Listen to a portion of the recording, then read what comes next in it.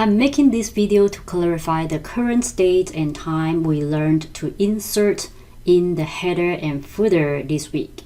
We can get into the custom header and footer boxes in Excel by clicking the page layout button on the bottom right of the status bar.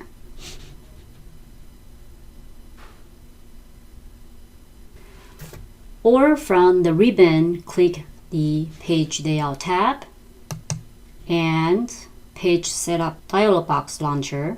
Click that. It will open up Page Setup dialog box. The third tab will be the footer and header. Click that and we will be able to click Custom Header. Here you will be able to add, edit, and delete your footer and header element. Okay, you can click the page layout button on the bottom right of the status bar,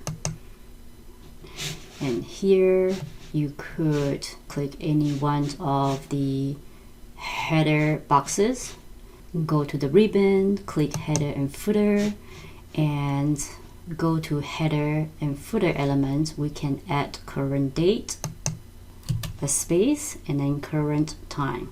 Now it is currently displayed April 24th, 2021, 12:13. And I'm going to save this file in my hard drive. Let's see, Excel, PCC Excel file. So it will be saved under section 3.5, 3.6, and 3.11 to 12 time and date. Save. And I'm going to go ahead and close the file. Okay, it's 12:13. Okay, close the file. The current date and time in the header and footer elements are special formatting code to display the current date and time when printing the workbook. So even though they are Excel codes, not dynamic date function like today's function and now function, they will be updated to the current date and time based on the regional setting controlled by Windows when you open and work on the file. So now it is currently 12:15. Let's open the file we have just saved.